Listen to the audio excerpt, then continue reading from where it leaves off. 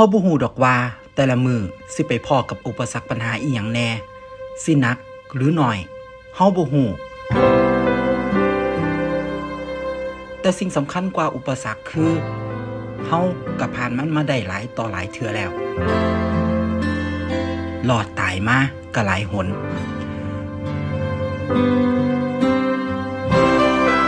ปัญหาของแต่ละคนบ่คือกันบางเทื่อเฮาอาจเห็นคนร่ำรวยเขามีเงินมีทองมีรถมีบ้านมีการงานมั่นคงแต่บ่ได้หมายความว่าเขาบ่มีปัญหาในชีวิตเพราะหลายคนมีเงินมีฐานะดีแต่แบกรับปัญหาสะสมความทุกข์ความเครียดไว้ก็บ่แม่นน้อยๆยิ่งต้องหาเงินต้องแข่งขันยิ่งต้องแบกรับความเสี่ยงความเครียดหลายขึ้น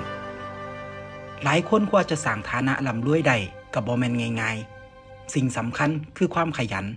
บากบั่นถ้าบ่ได้เกิดมาถึงกองเงินกองทองอีหลี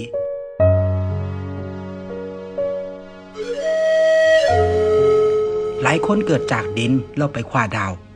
ตรงข้ามกับหลายคนคว้าดาวอยู่ชีวิตตกต่ำลงมาคว้าดิน